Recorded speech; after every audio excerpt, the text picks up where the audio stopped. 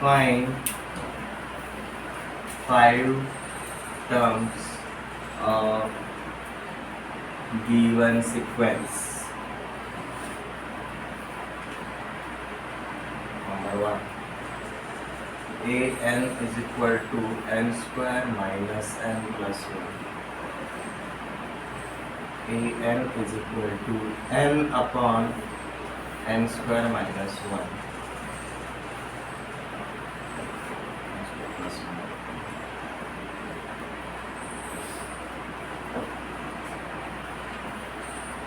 An is equal to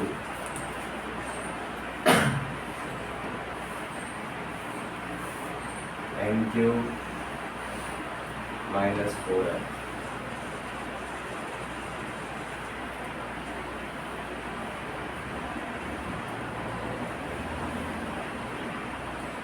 An plus 1 is equal to an plus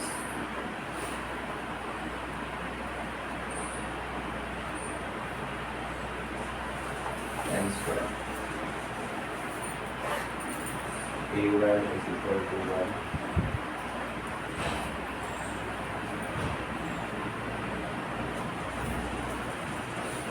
तो देखो पहले ये कुछ क्वेश्चंस करते हैं।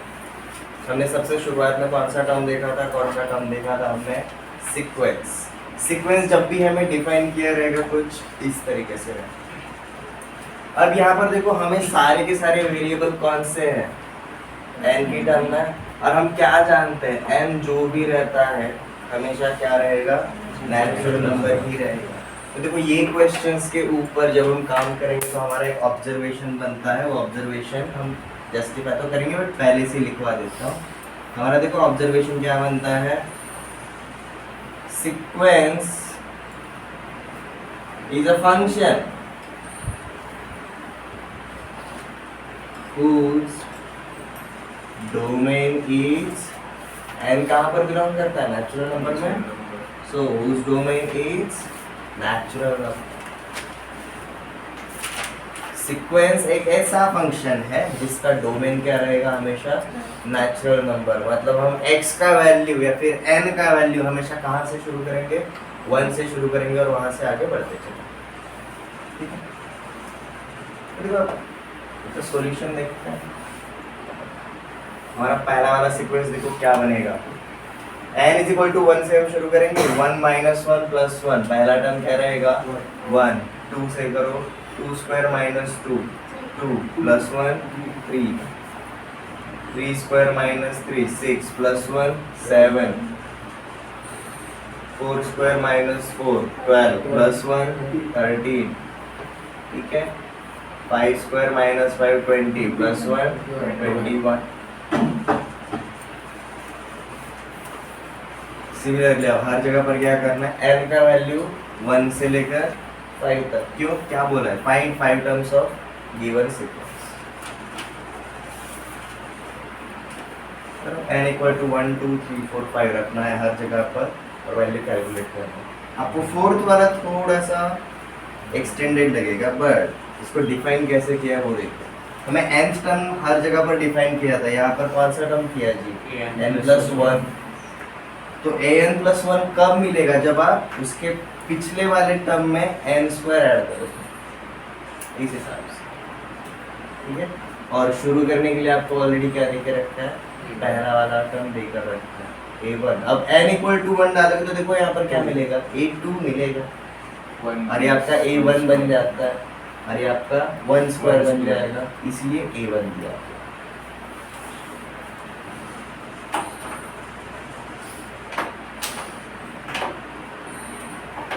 क्विकली कर।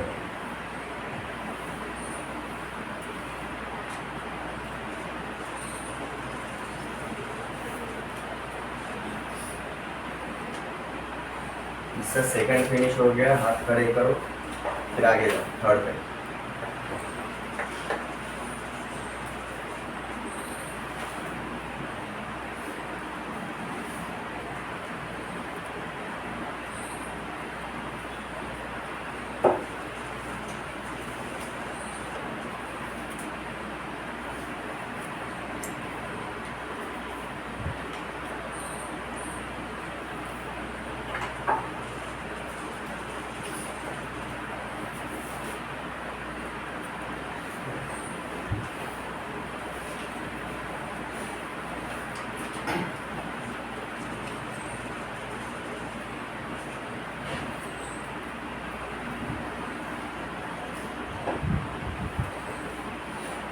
थर्ड किसका हुआ? फोर्थ चल रहा है, फोर्थ हो गया।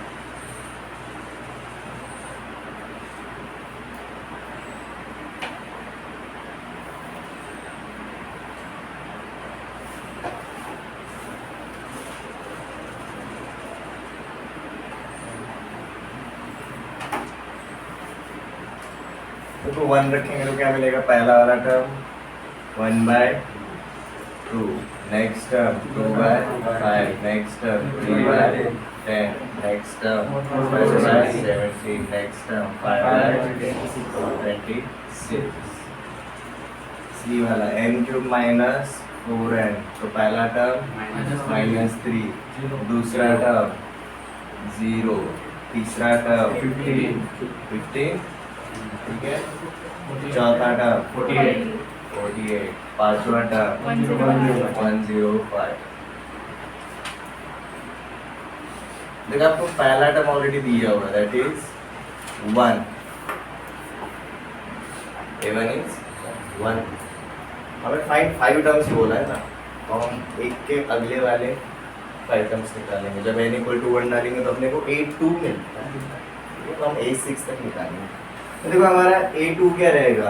1 + 1 स्क्वायर, n = 1 डालना पड़ेगा, 1 + 1 स्क्वायर 2, नेक्स्ट क्या रहेगा? 2 + 2 स्क्वायर कितना बनता है? 6, नेक्स्ट क्या रहेगा? 6 + 6 स्क्वायर 42, नेक्स्ट क्या रहेगा? 42 प्लस, सही किया गलत किया? n का स्क्वायर होगा, n का स्क्वायर है, ठीक है। ये हमारा सेकंड टर्म है, इसलिए हमने 2 किया, ठीक है। अब n = 3 डाला तो क्या आएगा? 6 + 3 स्क्वायर, 6 + 3 स्क्वायर, ठीक है। नेक्स्ट क्या आएगा? 15 + 4 स्क्वायर, 15 + 4 स्क्वायर 31, नेक्स्ट क्या आएगा? 31 + 5 स्क्वायर, 5 स्क्वायर 25, कितना हो जाता है? 56।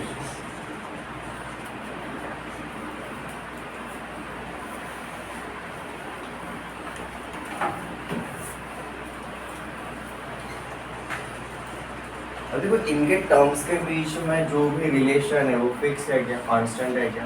नहीं, इसलिए क्या है? ये सीक्वेंस है, ये प्रोग्रेशंस नहीं है। तो सीक्वेंस एंड सीरीज समझ में आ गया। अब यहीं पर अगर इनका हम एडिशन कर देते तो क्या बन जाता? हमारा सीरीज बन जाता। But series of how many elements?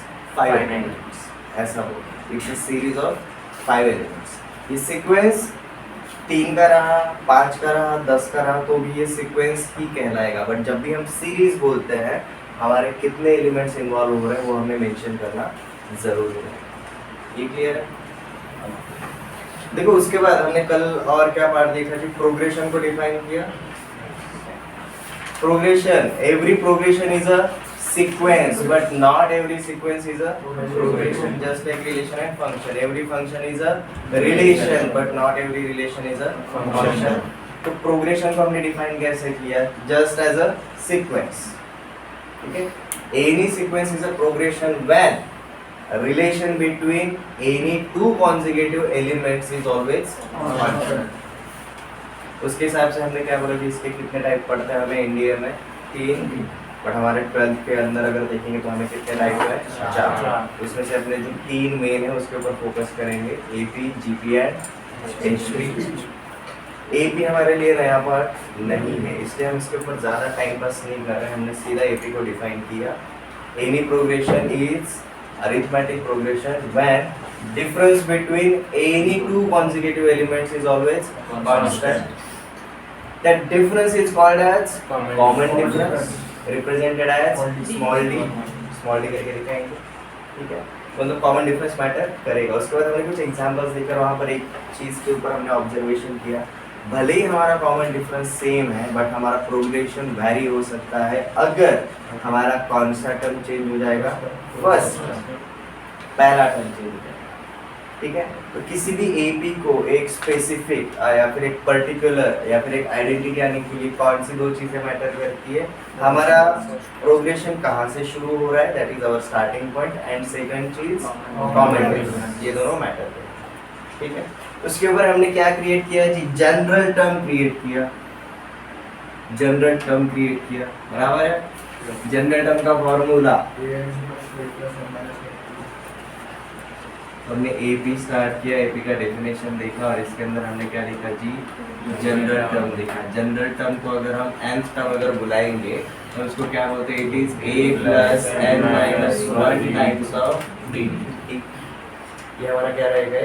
General term रहेगा। ठीक है,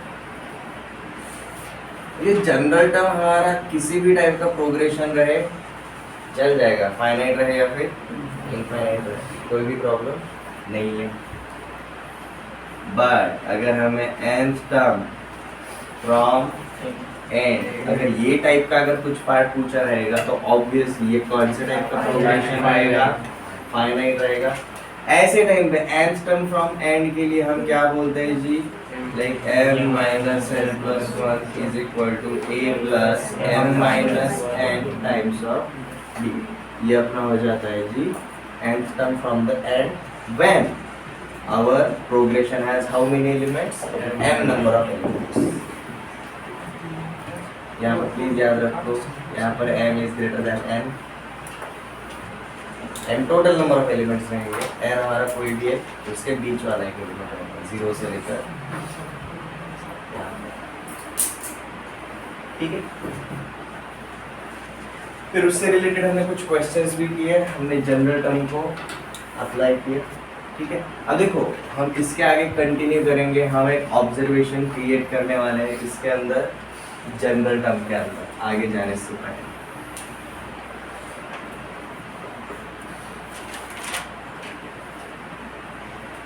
तो देखो यहाँ पर हमारा ये कांस्टेंट रहेगा, स्टार्टिंग पॉइंट कांस्टेंट रहेगा।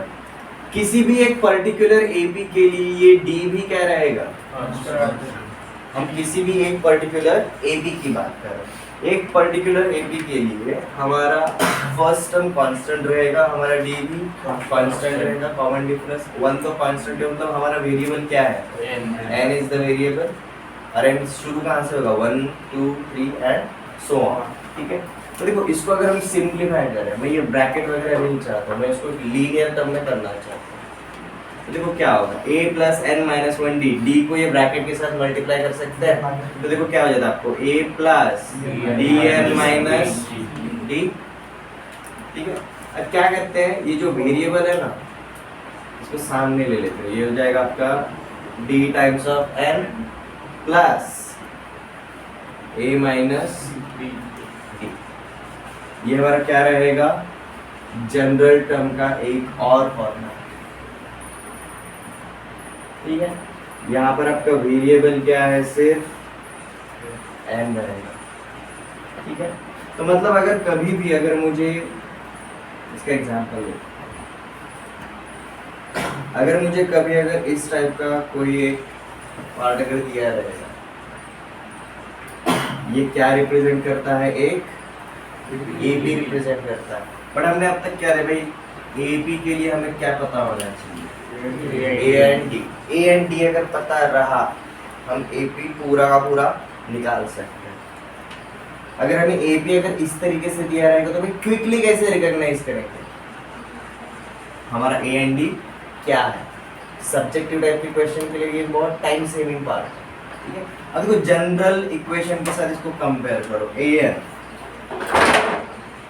हमारा वेरिएबल क्या है? n। n का साथी कौन है? d। कॉमन डिफरेंस, यहाँ पर n का साथी कौन है?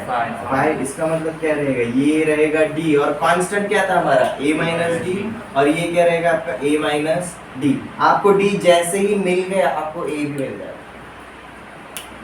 ये हो गया पहला पार्ट। दूसरा पार्ट, अगर a निकालना ही है, a मतलब कितना टर्म है? फर्स्ट टर्म है। n इक्वल टू 1 डालेंगे तो a मिलना चाहिए, बराबर है। तो जब भी आपको ऐसा एपी दिया रहेगा आप ए एंड डी बहुत इजीली फाइंड आउट कर सकते हो। n का जो साथी रहेगा वो रहता है आपका कॉमन डिफरेंस, और a अगर चाहिए ना तो n इक्वल टू क्या पुट करो, 1 पुट करो। a इक्वल टू 1 डाला तो देखो क्या बन जाता है, 5 प्लस 7 12। या फिर ये वाले फॉर्मूले से देखो a minus d is equal to 7, but d क्या है 5, मतलब a minus 5 is equal to 7, यहाँ का माइनस 5 उधर गया प्लस 5, मतलब a is equal to 7 plus 5। ठीक है, तो ये ऑब्जर्वेशन हमने क्रिएट किया, ये क्लियर है।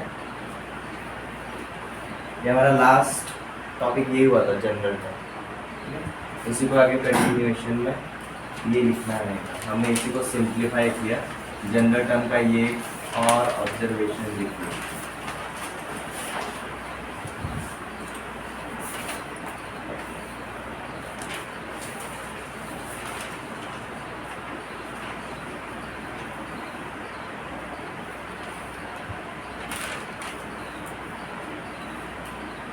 Any linear equation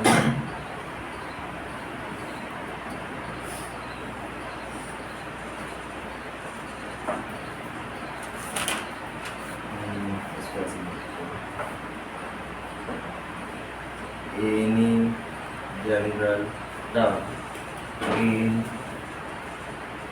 linear form of n always represents an if, ये एक AP रिप्रेजेंट करता है,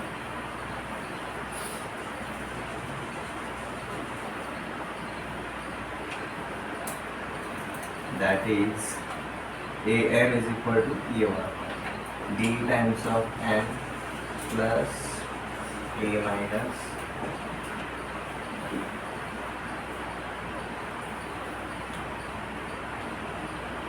Coefficient of n, ये क्या रहेगा हमारा कॉमन डिफरेंस रहेगा, और जो हमारा कांस्टेंट टर्म रहेगा ये क्या रहेगा हमारा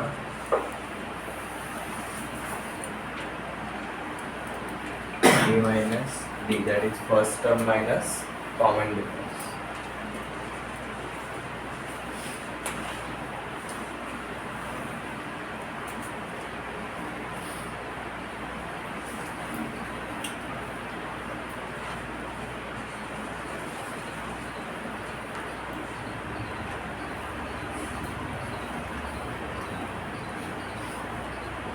देखो हम ये जनरल टर्म बनाने का प्रैक्टिस करेंगे, ठीक है।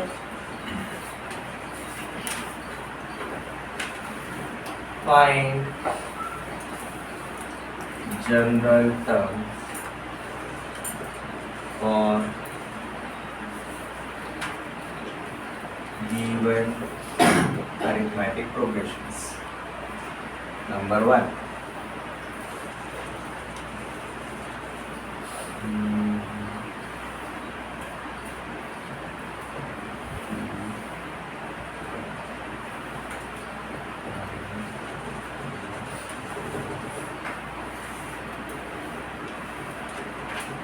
also find A16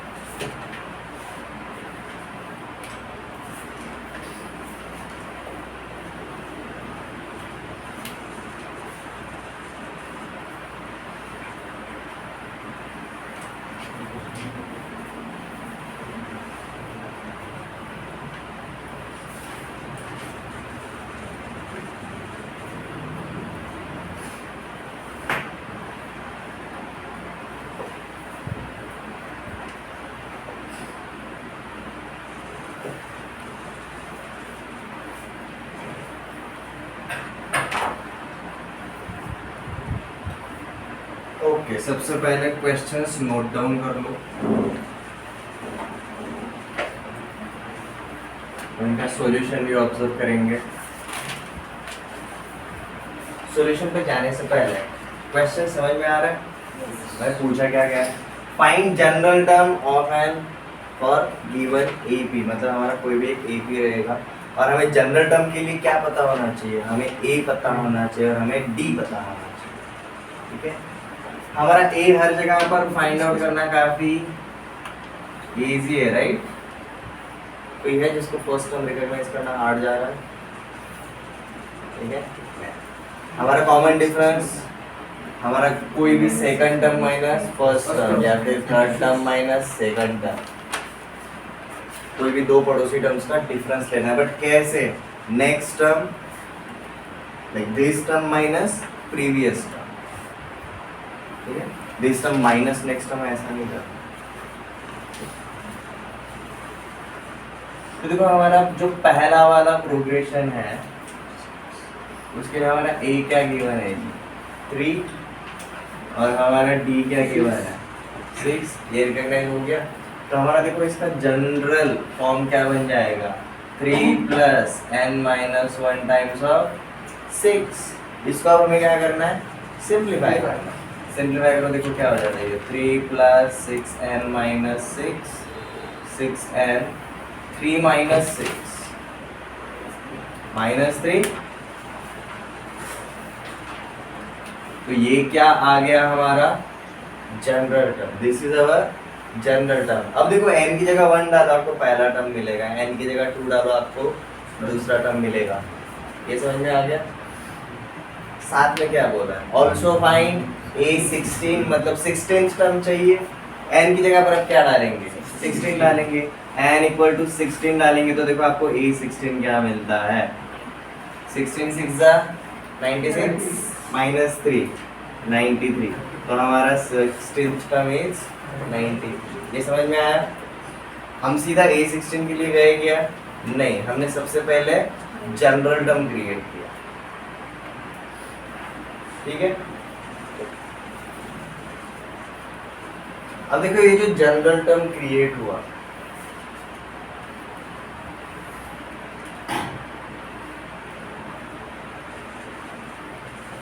हमारा जनरल टर्म क्या क्रिएट हुआ 6n माइनस 3, n का जो कोएफिशिएंट है वो कौन है, कॉमन डिफरेंस, बराबर है, और n की जगह 1 डाला तो हमें क्या मिला, हमारा पहला वाला टर्म। तो a और d निकालना काफी इजी हो जाता है अगर हमें जनरल टर्म कभी भी ये वाले फॉर्मेट में दिया रहेगा तो। Everyone clear? देखो दूसरे वाले के लिए जाता है b का सॉल्यूशन। a क्या दिया है जी -25, d क्या है हमारा +12, d इज +12, तो हमारा जनरल टर्म क्या रहता है a plus n minus 1 times of d। Simplify करो, -25 प्लस 12n माइनस 12, तो ये क्या बन जाता है आपका 12n माइनस 37, 12n माइनस 37। ये क्या बन गया हमारा जनरल टर्म बन गया। अब हमें क्या पूछा है फाइंड A20। अब n की जगह पर हम क्या रखेंगे, 20 रखेंगे। n इज इक्वल टू 20 रखो, आपको देखो क्या मिलता है। A20 आपको मिलेगा जी 20 इंटू 12 240, 240 माइनस 37 202। तो हमारा A20 20th term is 203।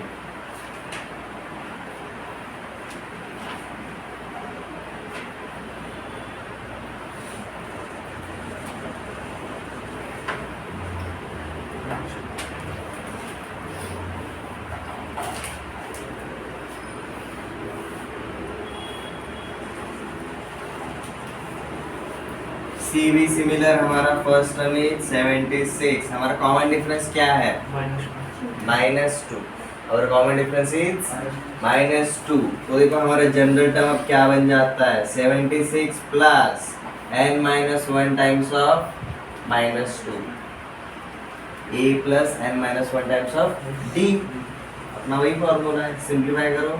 76 minus 2n minus minus plus 2, तो देखो ये क्या बन गया आपका 78 माइनस 2 है, ये अपना बन गया जनरल टर्म। अब हमें क्या पूछा है, हमें 25th टर्म चाहिए। तो n की जगह पर अब हम क्या रखेंगे 25, n की जगह 25 रखो, क्या बनता है देखो 50, 78 माइनस 50 28। तो हमें क्या मिला जी, हमें 25th टर्म मिला 20।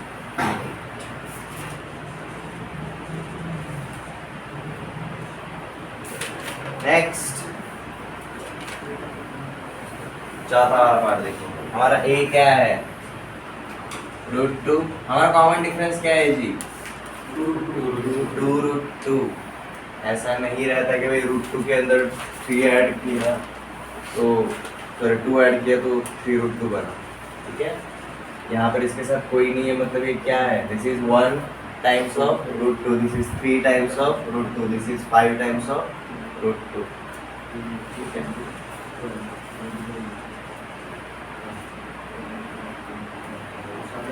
देखो इसका जनरल टर्म क्या बनेगा, an is equal to first term plus n-1 times of d। Simplify करेंगे √2 plus 2√2n minus 2√2, √2 minus 2√2 minus √2, तो क्या बन जाता है आपका 2√2n माइनस √2 कॉमन ले सकते हैं। तो देखो आपका क्या बन जाता है, यहाँ से √2 अगर हटा दिया तो क्या बचेगा 2n, और यहाँ पर कुछ नहीं है मतलब 1 रहेगा, तो 2n माइनस 1 टाइम्स ऑफ √2। ये क्या बन गया हमारा जनरल टर्म। ये क्लियर है, आप ऐसा भी लिख सकते हो या फिर ऐसा भी लिख सकते हो, दोनों पार्ट बराबर ही है, ठीक है। अब इसमें हमें क्या फाइंड आउट करने के लिए बोला है, 12th टर्म। हमें 12th टर्म बोला है, तो यहाँ पर सीधा 12 डालेंगे तो हमें क्या मिलेगा 23। तो हमारा क्या आएगा जी 23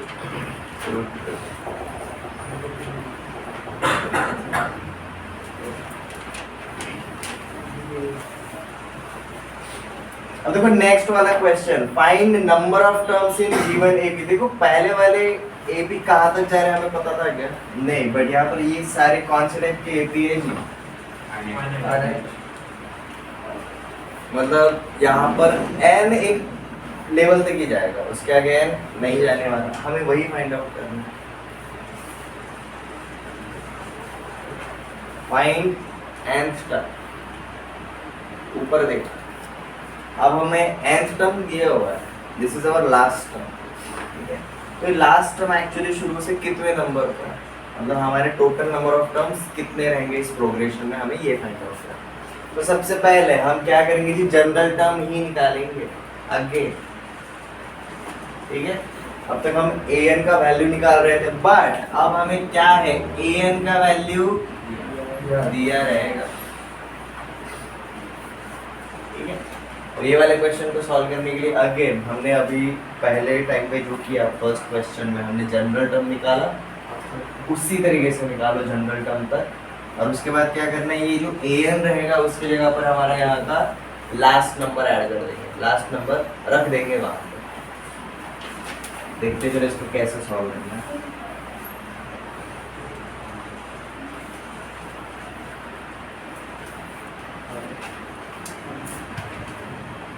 हमारा पहला वाला देखो जी, हमारा फर्स्ट टर्म क्या है 4 और हमारा कॉमन डिफरेंस क्या है 5। देखो हमारा जनरल टर्म क्या बन जाएगा, first term plus n-1 times of common difference, ये बन जाएगा आपका 4 प्लस 5n-5, बेसिकली 5n-1, ये क्या बन जाता है हमारा जनरल टर्म। ठीक है, अब यहाँ पर देखो क्या करना है, यहाँ पर an की जगह पर हम क्या रखेंगे आप 169, because this is our last term, हमें n का वैल्यू निकालना है। ठीक है, ये क्या रहेगा आपका 169 इज इक्वल टू 5n-1, तो 5n क्या हो जाएगा 170, अब n क्या हो जाएगा जी 34। ठीक है, इसका मतलब क्या हुआ, हमारा ये जो पहला वाला है प्रोग्रेशन, इसके अंदर नंबर ऑफ टर्म्स कितने हैं 34। पता चला कैसे किया है, कैसे किया हमने, सेम, गो फॉर इट, बहुत इजी है।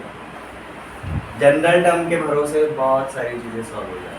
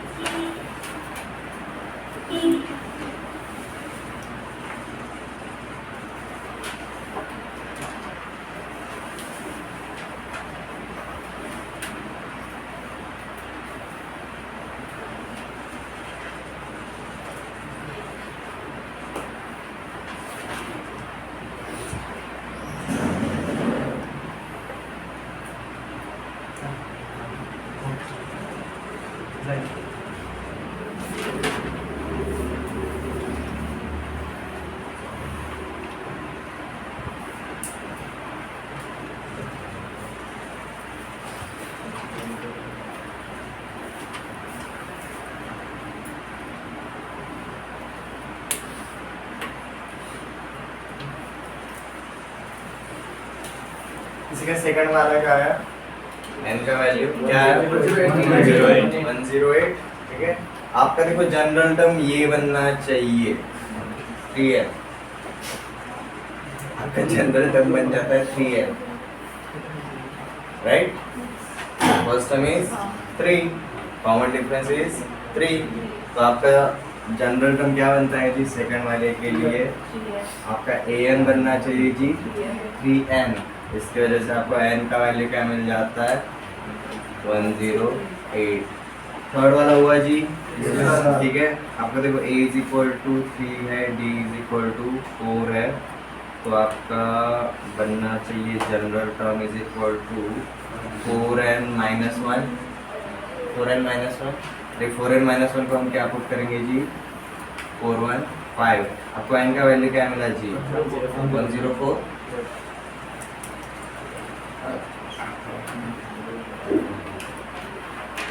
अब देखो ये ऊपर वाले दो क्वेश्चन, तो देखो ये क्वेश्चन को दिया कैसा रहेगा, हम इसको रीड कैसे करेंगे। हमारा सिक्स्थ टर्म क्या है 19 है एंड 17th टर्म क्या है 41 है, तो हमें क्या फाइंड आउट करने के लिए बोला है 40th term, 40th term, 10th term 41 है, 18th टर्म 73 है, देन 26th टर्म क्या रहेगा? ठीक है,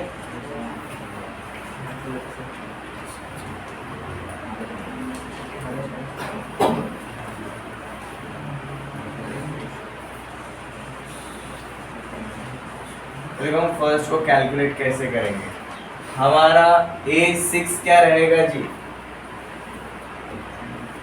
हमारा 6 टर्म क्या रहेगा? A plus 5D, A plus 5D 6 term A plus 5D रहेगा, और A प्लस 5D क्या दिया है? 19। हमारा 17th टर्म क्या रहेगा? A प्लस 16D, और ये क्या दिया है? 41। अब देखो मैं A7 में से A17 में से A6 क्या करूंगा? माइनस करूंगा, नीचे में से ऊपर वाला पार्ट सब्ट्रैक्ट कर दिया, सब्ट्रैक्ट कर दिया तो देखो क्या मिलता है? 41 माइनस 19 22, ठीक है, minus 41 minus 19 16D minus 5D 11D plus है माइनस है, कैंसिल, तो 11D इज इक्वल टू 22 मिला, तो D इज इक्वल टू हमें क्या मिलेगा? 2। D का वैल्यू मिल गया, और जैसे ही D का वैल्यू मिला, D का वैल्यू किधर भी एक इक्वेशन में डाल दो, आपको A का वैल्यू मिल जाएगा। आपको A का वैल्यू क्या मिलता है? 9 मिलेगा, और जैसे आपको A मिल गया, D मिल गया, हम पूरा का पूरा AP फाइंड आउट कर सकते हैं। अब हमें क्या पूछा है? A40 क्या रहेगा जी? A plus 39 times of D, तो this is 9 plus 39 times of 2, 39 2 जा 78, 78 प्लस 9 87, तो भाई हमारा 40th टर्म क्या रहेगा? 87। सेम तरीके से ये वाला पार्ट ट्राई कर सकते हैं, गो फॉर इट।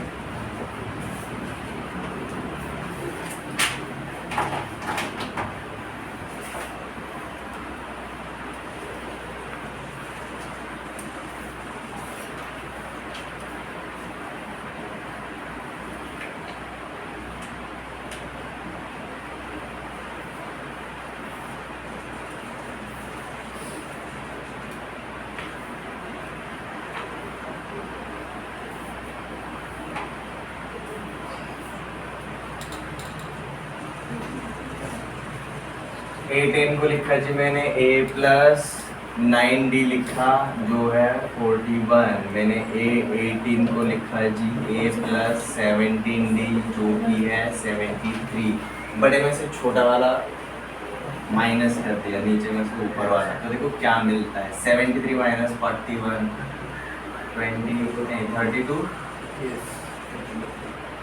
32 आता है,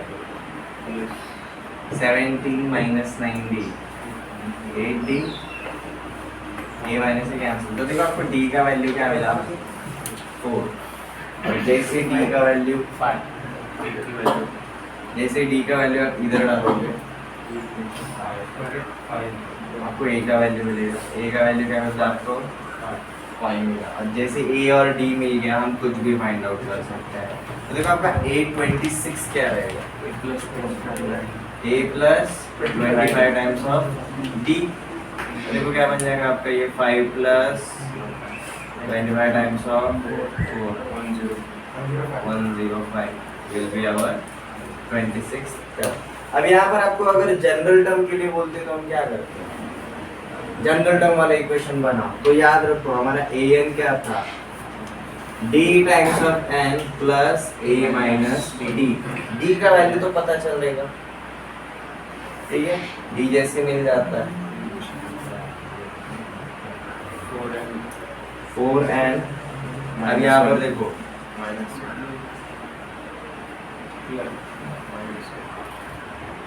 this is a minus d ना, 5 minus 4, 5 minus 4 plus 4a plus 1। तो देखो ट्राई करके देखो सब जगह पर मैच होता है। This becomes our general term अगर पूछा तो।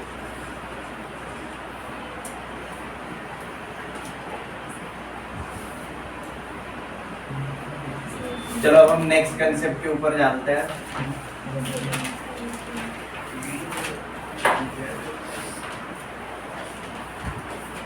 नेक्स्ट कंसेप्ट के ऊपर जाने से पहले हमने प्रोग्रेशन को डिफाइन कैसे किया है? Relation between difference between any two consecutive numbers is always constant. और जो एपी के बीच का ये जो रिलेशन है ये थ्रू एंड थ्रू क्या रहेगा? सेम रहेगा। ठीक है, तो ये एपी जो भी पर्टिकुलर एपी रहता है उसके आजू बाजू के अड़ोस पड़ोस के एलिमेंट्स के बीच में रिलेशन होता है। ठीक है, उसके ऊपर हमें कभी कभी क्वेश्चंस किए जा सकते हैं। उससे रिलेटेड हमारा ये कंसेप्ट है जी, सिलेक्शन ऑफ टर्म्स। क्वेश्चंस बाद में देखेंगे, पहले इसका कंसेप्ट अंडरस्टैंड कर लें।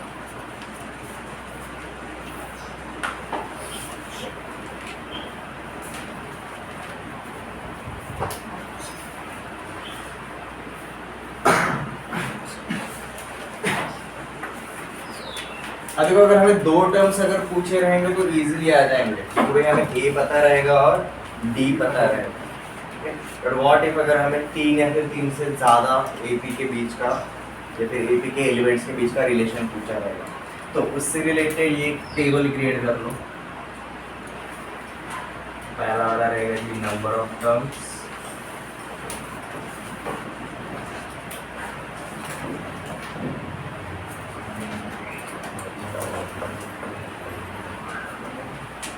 हम टर्म्स को क्या अज्यूम करेंगे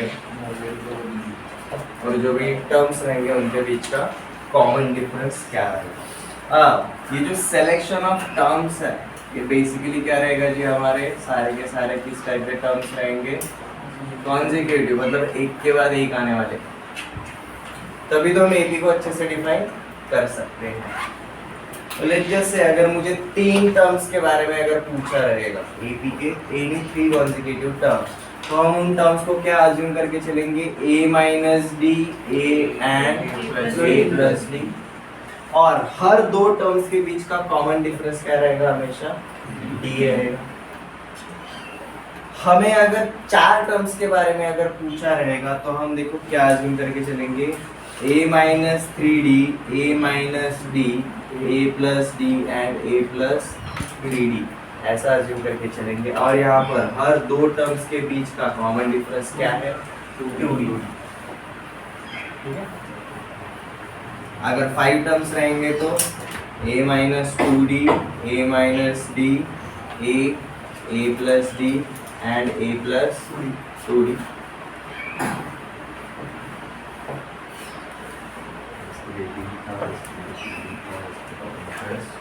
डी है। 6 टर्म रहेंगे तो a minus 5d, a minus 3d, a minus d, a plus d, a plus 3d, a plus 5d। और इनके बीच का कॉमन डिफरेंस क्या रहेगा? 2d रहेगा। यू विल फाइंड आउट जब भी हमारे इवन नंबर ऑफ टर्म्स है हमारा कॉमन डिफरेंस 2d है, और जब भी हमारे ऑड नंबर ऑफ टर्म्स है तब हमारा कॉमन डिफरेंस d है। अब ऐसे नंबर्स अज्यूम करने के पीछे रीजन क्या है? It's just because of an AP. ये एपी के टर्म्स है, दैट्स व्हाई। हमारा एपी का डेफिनेशन क्या है? डिफरेंस बिटवीन कोई भी दो consecutive elements is always constant. तो देखो इनका एडिशन हमेशा क्या आएगा? सेंट्रल टर्म आएगा। ये सब का एडिशन हमेशा a आएगा, a के टर्म में आएगा। ये तीनों का एडिशन देखो, plus D minus D cancel हो जाएगा, 3a। ये सब का एडिशन करो, 3d minus 3d cancel, plus D minus D cancel, 4a। इनका सेंट्रल टर्म है, इनका बीच वाला टर्म है। सबका एडिशन 5a, सबका एडिशन 6a। इस वजह से हम इनको इस तरीके से अज्यूम करेंगे। ये टेबल बना लिया। अब देखो इसका एप्लीकेशन बहुत सिंपल है, हमें सिर्फ क्वेश्चंस देखने हैं, उसके अकॉर्डिंग हमें टर्म्स कौन से लेने हैं वो सिलेक्ट करना है। और मज़ेदार बात, हम इसके अंदर भी क्यों ले रहे हैं? बिकॉज हमें जो भी टर्म चाहिए वो किसके थ्रू डिफाइन किया है? हमने A and D. And A and D के बारे में हम सब जानते हैं, और एक बार ए और डी अगर मिल गया हम पूरा का पूरा एपी निकाल सकते हैं। यहाँ तक कोई doubt? Start with questions for this. पहले ये टेबल बनवा दो।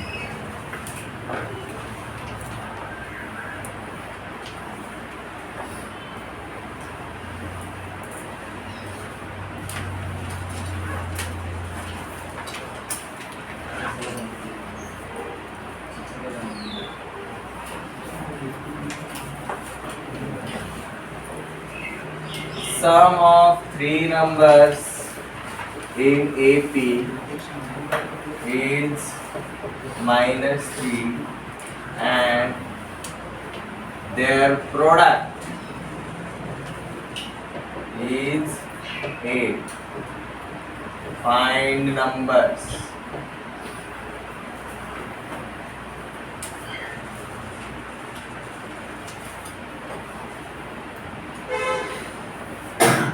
Sum of three numbers in an AP is -3 and their product is +8. Find the numbers. अब देखो हमें कितने नंबर फाइंड आउट करने के लिए बोला है? 3, बट हमारे पास गिवन डेटा में कितने क्वांटिटीज है? 2. उसकी वजह से हम कितने इक्वेशन बना सकते हैं? 2. मतलब 2 इक्वेशंस अगर रहेंगे तो हम मैक्सिमम कितने अननोन्स फाइंड आउट कर सकते हैं? 2, बट हमें 3 नंबर्स फाइंड आउट करने के लिए बोलना है अगर हम ए बी सी पकड़ के चलेंगे तो। बट ए बी के हर एक एलिमेंट के बीच में जिस तरीके का रिलेशन रहता है वो अगर हम अज्यूम करके चलेंगे तो हम तीनों नंबर्स को क्या पकड़ के चलेंगे? Let 3 numbers are a minus d, a and a plus d, और इसके हिसाब से ये इक्वेशन क्रिएट करेंगे। सम ऑफ 3 नंबर्स इज -3, तो इन तीनों का एडिशन -3 डाल देंगे एंड देयर प्रोडक्ट इज +8, इन तीनों का प्रोडक्ट इक्वल टू +8 डाल देंगे। टेबल हो गया।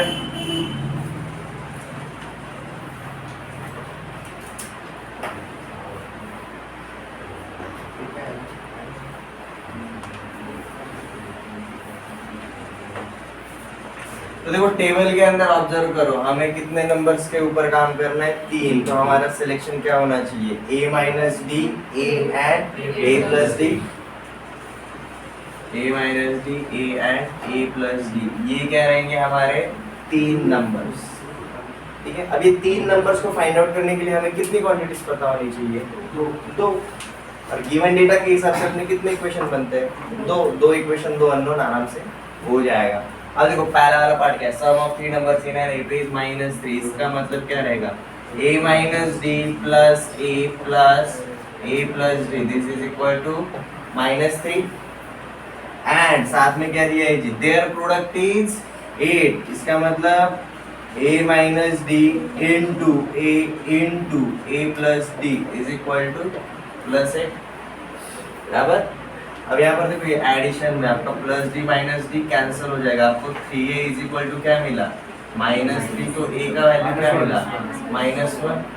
आपको देखो बीच वाला एलिमेंट मिल गया -1। ठीक है, अब हमें कौन चाहिए जी? d चाहिए। अब यही a इक्वल्स टू -1 हम कहाँ पर डालेंगे? यहाँ पर डालेंगे, बट लग्यात मत डालो। देखो अब क्या करना है?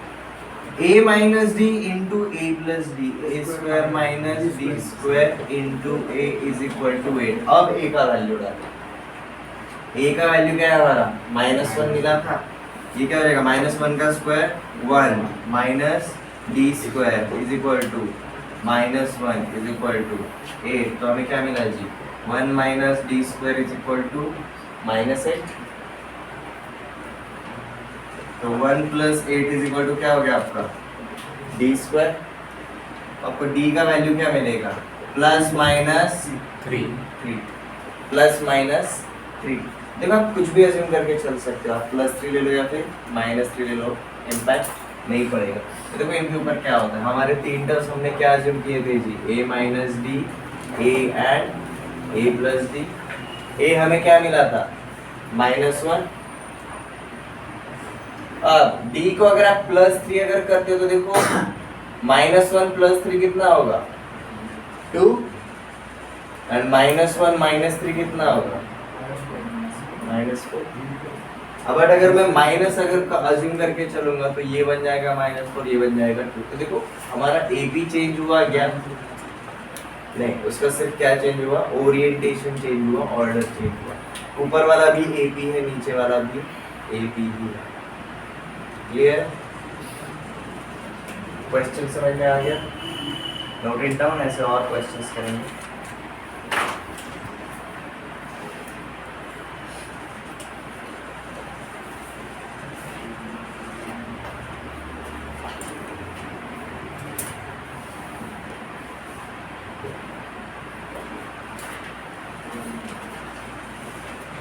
fine. Sum of three numbers in an arithmetic progression is 21,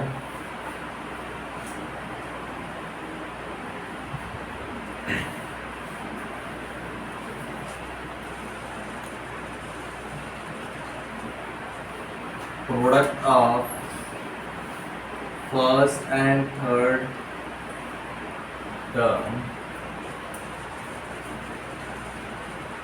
exceeds second term by 6.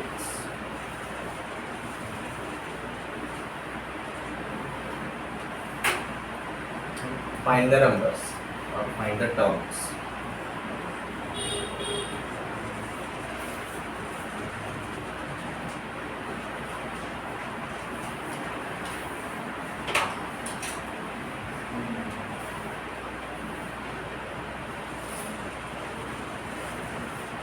Find four numbers in AP whose sum is 20.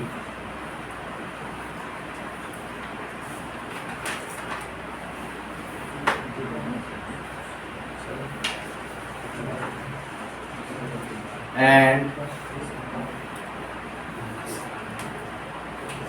sum of their squares is 120.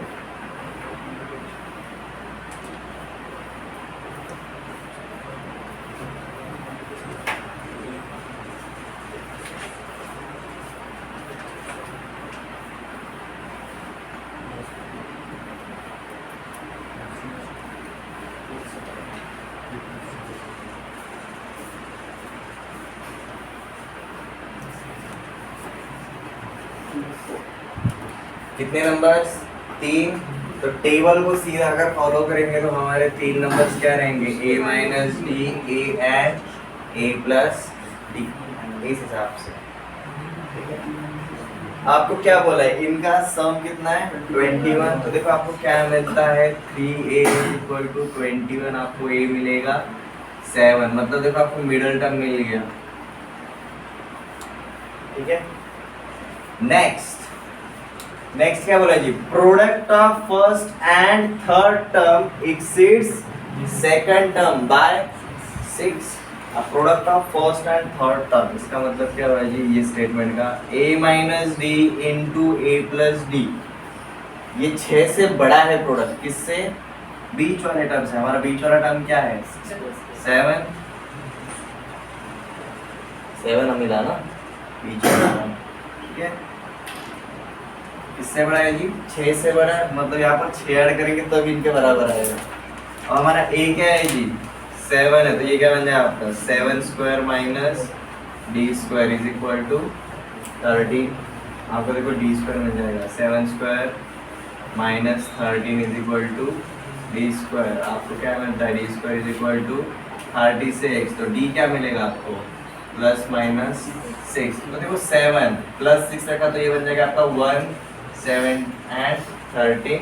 Minus 6 रखा तो क्या हो जाएगा आपका? ये 13, 7 एंड 1। सबको यही टर्म्स मिले।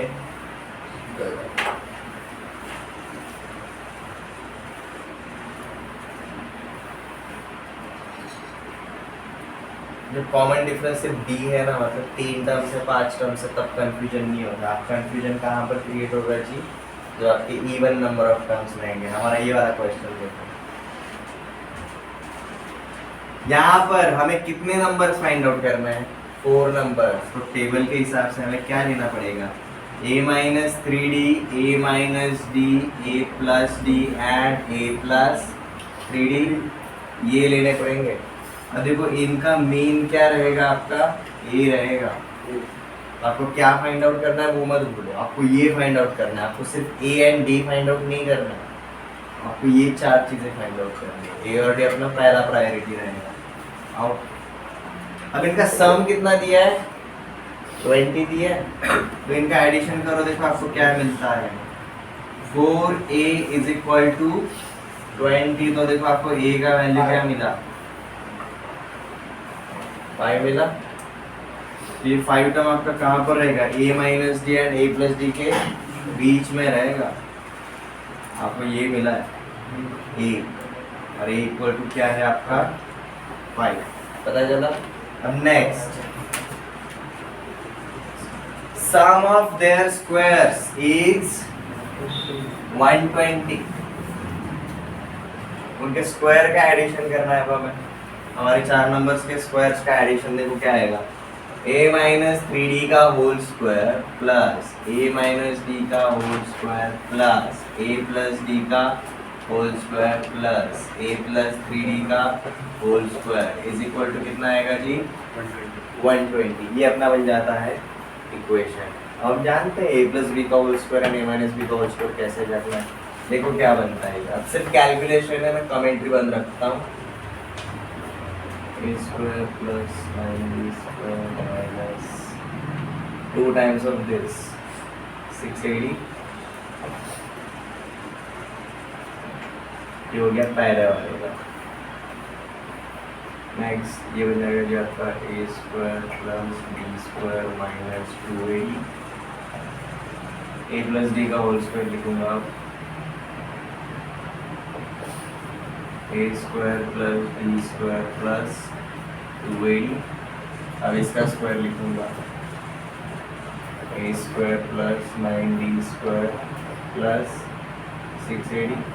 ये किसके बराबर है, 120 के बराबर है। देखो कुछ पार्ट कैंसिल हो जाएगा, plus 680 minus 680 cancel, plus 280 minus 280 cancel. देखो आपको क्या मिला, a square plus a square plus a square plus a square 4a square, 9d square plus 9d square 18d square plus d square 2d, मतलब total कितना हो गया अपना 20d square is equal to कितना हुआ 120। 4 से डिवाइड कर देंगे तो क्या बनता है, a square plus 5d square is equal to 30।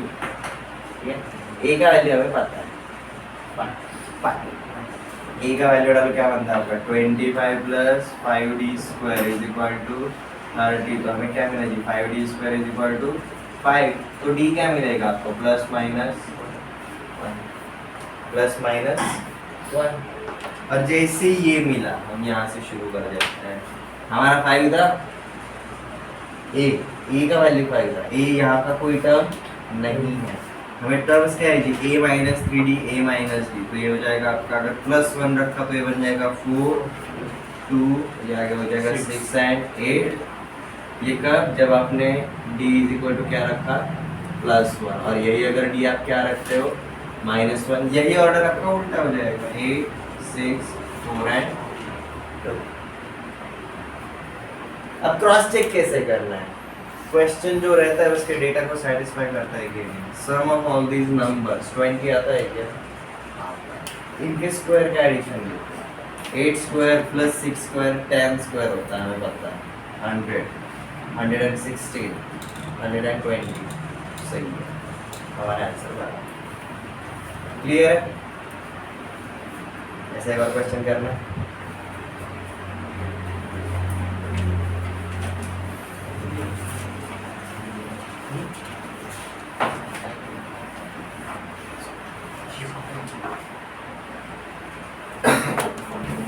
Find angles of a quadrilateral.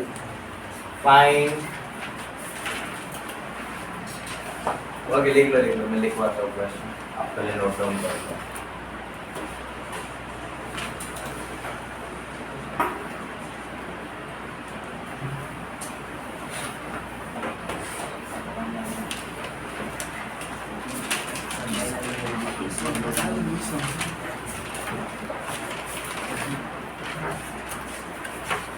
Find angles of a quadrilateral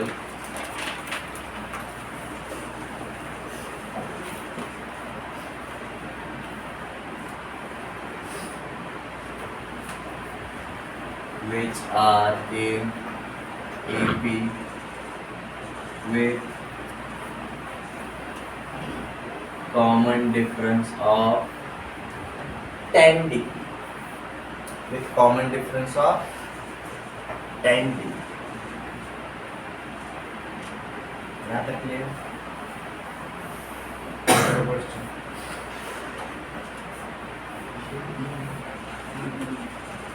अब सबसे पहले ये पिछले वाले की तरह इजी नहीं है, फाइंड इतने नंबर्स, फाइंड उतने नंबर्स, डेटा में ही हिंट है। क्वाड्रिलैटरल मतलब कितने साइड्स? 4 साइड्स मतलब कितने एंगल्स? 4 एंगल्स। मतलब हम कितने एंगल्स की बात करें? 4 एंगल्स।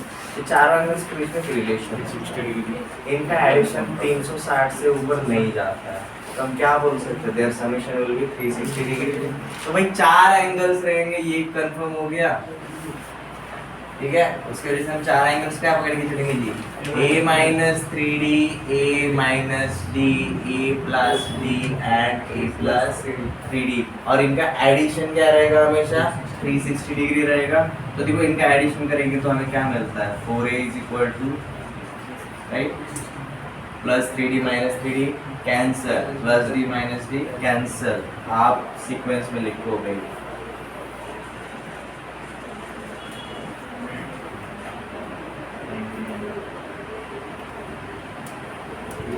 तो देखो आपको a का वैल्यू क्या मिला? 90 डिग्री, ठीक है। नेक्स्ट क्या बोला है जी?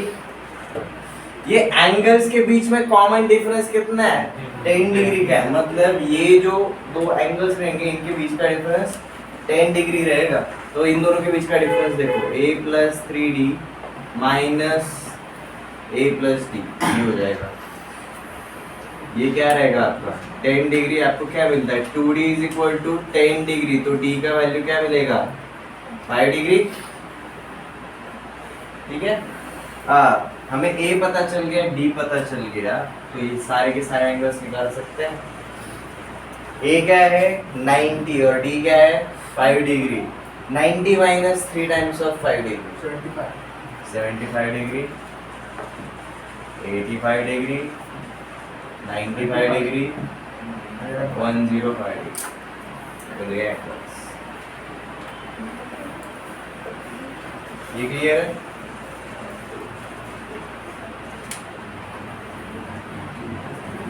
कॉमन डिफरेंस के बीच में हमारे कोई भी दो एंगल्स के बीच का डिफरेंस कितना है? 10 डिग्री। कोई भी दो एंगल्स पकड़ के चलना है 4 में से, बट कोई भी दो मतलब ऐसे और ऐसे मत पकड़, पड़ोसी पकड़, ठीक है। तो हमने क्या पकड़ा जी? ये वाला पार्ट पकड़ा। ये दो एंगल्स के बीच में कॉमन डिफरेंस क्या होना चाहिए? 10 डिग्री होना चाहिए। तो हमने क्या किया जी? a plus 3d minus a plus d is equal to क्या लिखा जी? 10 डिग्री। ये क्लियर है? अब इसको हमने सिंप्लीफाई किया तो ये क्या बन जाता है?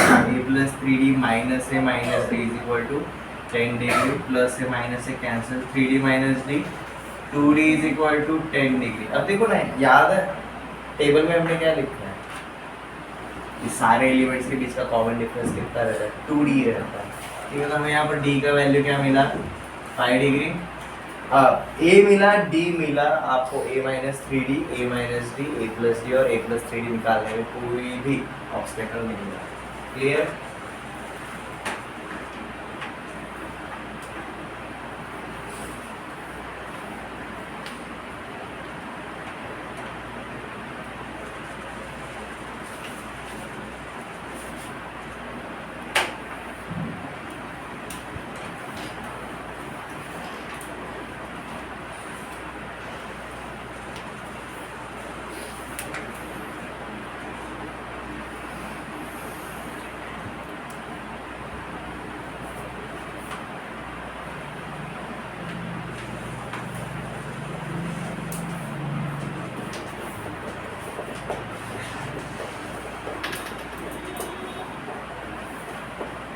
अब चलते हैं जी हमारे नेक्स्ट कंसेप्ट की तरफ। सम of n terms of an arithmetic progression. Sum of n terms of an arithmetic progression. अब देखो ये क्या है? अब हम सीरीज की तरफ जा रहे हैं। हमारा जो प्रोग्रेशन रहता है वो एक टाइप का सीक्वेंस होता है, ये देखा था। और सीक्वेंस के सारे एलिमेंट्स को जब हम ऐड करेंगे तो क्या बनता है, सीरीज बन जाता है। फिर हम कैसे होते हैं, सीरीज ऑफ एन एलिमेंट्स, इस हिसाब से। तो अगर हमारा कोई भी एक ए बी रहेगा जिसके बारे में हमें सब कुछ पता है, उसके अंदर कितने टर्म्स है, let just say n terms. तो ये किसी भी ए बी के एन टर्म्स का अगर हम सम करेंगे तो ये क्या बन जाएगा, एक सीरीज बन जाएगा, ये सीरीज बन जाएगा, ठीक है। तो सबसे पहले हम इसको डिफाइन कर लेते हैं।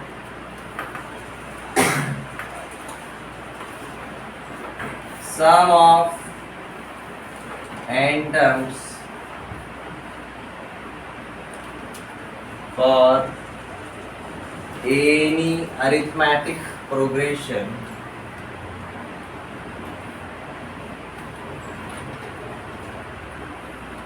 is denoted as Sn। हम इसको क्या करके दिखाते हैं, क्या करके लिखते हैं, Sn करके लिखते हैं। Sn क्या रहेगा जी, Sn इज इक्वल टू रहता है जी n/2 in bracket 2a plus n-1 times of d। अब यहाँ पर क्या बोलती है, यहाँ पर सिर्फ n वेरिएबल आपका a और d हमें पता रहता है। a is called as what, a is nothing but first term and d is nothing but common, ठीक है। अब ये फॉर्मूला आया कहाँ से हम वो भी देख लेंगे, ये फॉर्मूला एग्जैक्टली आया कहाँ से वो हम देख लेंगे। तो सबसे पहले हमारा कितना टर्म्स है एपी के अंदर, n टर्म्स है, ठीक है।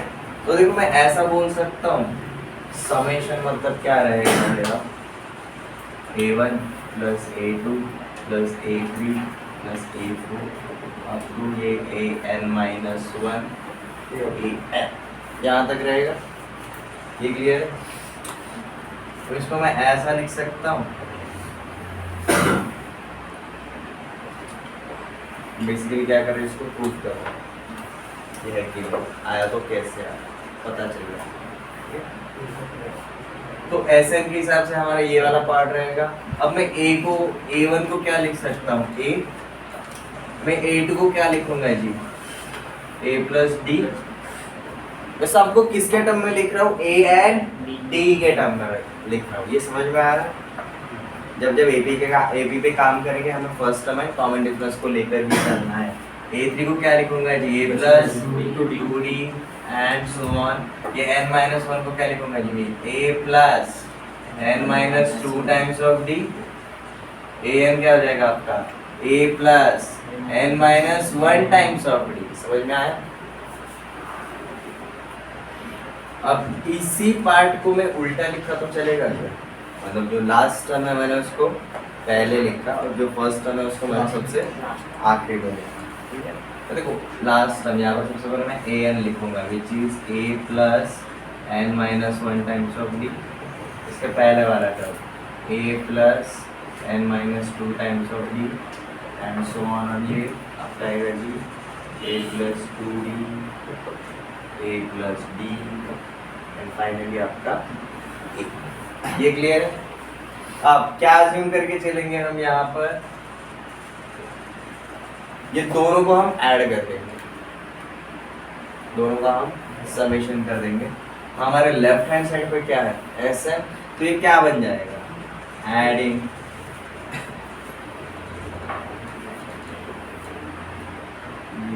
इक्वेशन। देखो आपको क्या मिल जाता है, 2 टाइम्स ऑफ Sn बराबर। पहले टर्म को पहले के साथ ऐड करेंगे, दूसरे टर्म को दूसरे के साथ ऐड करेंगे, सेकंड लास्ट टर्म को सेकंड लास्ट टर्म के साथ ऐड करेंगे, लास्ट टर्म को लास्ट टर्म के साथ ऐड करेंगे। क्योंकि यहाँ पर आप देखोगे दोनों में कितने टर्म्स हैं, n टर्म्स। तो पहले का पहले के साथ, दूसरे का दूसरे के साथ, nth का nth के साथ। यहाँ तक क्लियर है। और देखो एडिशन कितना आता है पहले वाले का, सिर्फ पहले वाले पे फोकस करो, a प्लस दिस, तो a प्लस a 2a, और ये क्या बन जाता है आपका n-1 टाइम्स ऑफ d। और देखो दूसरे के साथ a plus a 2a d plus this n minus 2d है, तो ये बेसिकली क्या होगा dn minus 2d, dn minus 2d, अब माइनस 2d में प्लस d किया तो ये क्या हो जाएगा dn माइनस d, तो बेसिकली क्या हो जाएगा आगे n minus 1 times of d,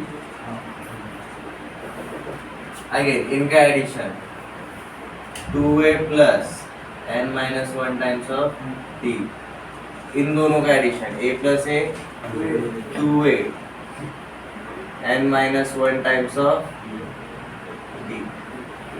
So you will find out हर बार एडिशन कितना आ रहा है सेम, पहले और लास्ट का, सेकंड लास्ट का, थर्ड लास्ट का, इसके हिसाब से, ठीक है। और हमारे कितने टर्म्स थे टोटल, n टर्म्स थे, तो मतलब हमें n टाइम्स क्या मिला, यही मिला, हमें n टाइम्स यही पार्ट मिला, तो हम इसको क्या लिख सकते हैं 2 times of summation is equal to n times of 2a plus n minus 1 times of d, हमें n टाइम्स यही नंबर मिल गया, ये क्लियर है।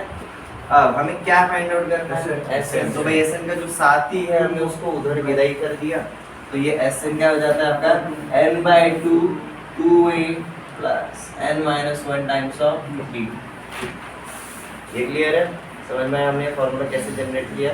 हमें बस ये पता है भाई समेशन करना है, हमने सीधा समेशन रिप्रेजेंट किया, हमने हर एक टर्म को a एंड d के टर्म में रखा, उसी पार्ट को उल्टा करके भी रख दिया, हमने क्या किया फर्स्ट टर्म को लास्ट के साथ, सेकंड को सेकंड लास्ट के साथ, थर्ड को थर्ड लास्ट के साथ, और ऐसे हमारे कितने टर्म्स थे n टर्म्स थे, और जब इनका एडिशन किया तो फिर हमें क्या पता चला, ये पहले वाले का एडिशन, ये सेकंड एडिशन, ये अपना n माइनस 1 एडिशन, ये अपना nth एडिशन, सब सेम मिल रहा है, n टाइम्स हमें सेम टर्म मिला, तो हमने इसको इस तरीके से लिखा n times of same term, फिर उसके बाद सिर्फ सिंपलीफाई किया, पता चला ये हमारा फॉर्मूला कहाँ से आया।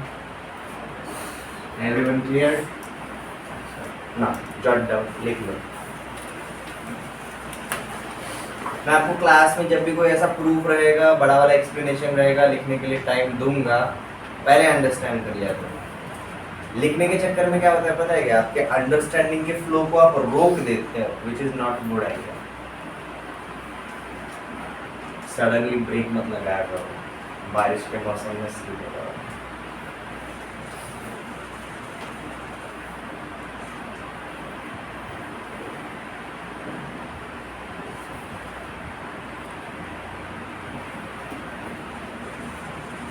देखो अब हमारा एक कंसेप्ट तो हो गया, इससे रिलेटेड क्वेश्चंस हम नेक्स्ट लेक्चर में करते हैं। तो देखो आज हमने क्या देखा, आज हमने प्रीवियस लेक्चर में जो कंसेप्ट्स देखे थे उससे रिलेटेड कुछ क्वेश्चंस थे, सीक्वेंस के ऊपर कुछ किया, उसके बाद हमने एपी वाले कुछ क्वेश्चंस करे। एपी में डेफिनेशन तो इजी है, बट सबसे पहले हमने जनरल टर्म के ऊपर ज़्यादा काम किया। जनरल टर्म क्रिएट करने का फ़ायदा क्या होता है वो भी हमने देखा, हम कोई भी एपी निकाल सकते हैं। जनरल टर्म की वजह से हमें ए और डी का इम्पोर्टेंस समझ में आता है। कोई भी एपी अगर निकालना रहेगा हमें क्या पता होना चाहिए, ए एंड डी दोनों तो पता होने ही चाहिए।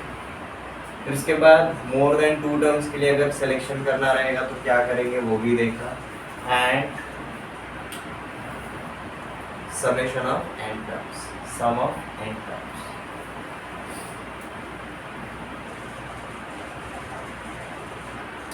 अब यहां पर एक ऑब्जर्वेशन करो,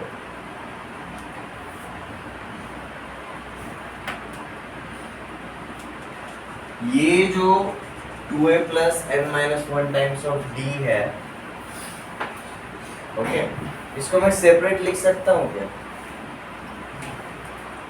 इसी समेशन को मैंने क्या किया जी, ये n/2 ब्रैकेट के बाहर कुछ नहीं किया, मैंने सिर्फ ब्रैकेट के अंदर किया। ये 2a को मैंने a प्लस a लिखा, तो ये बन जाता है जी आपका a plus n minus 1 times of d, ये बन जाएगा। अब गौर करो, ये हमारा कौन सा टर्म है, nth टर्म है, ये अपना क्या है nth टर्म है। nth टर्म मतलब ये बेसिकली लास्ट टर्म हो जाएगा, ये हमारा कौन सा टर्म हो जाएगा, लास्ट टर्म हो जाएगा, ठीक है। तो हमारा समेशन का एक और फॉर्मूला क्या बनता है जी, n/2 = a plus an, first term plus last term, summation is equal to n by 2 times of first term plus last term.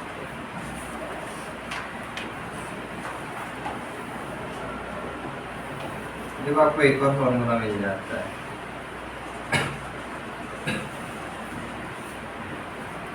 ए और डी दिया रहेगा, ऐसे जाओ, first term and last term दिया रहेगा, ऐसे जाओ। बट इशू क्या होता है, फर्स्ट एंड लास्ट टर्म अगर दिया रहेगा ना, आपको क्या पता नहीं रहता, एन पता नहीं रहता, तो एन निकालने के बारे में पूछा जा सकता है। इससे रिलेटेड क्वेश्चन हम अगले लेक्चर में करते हैं, पहले इसको थोड़ा सा सेट होने दो।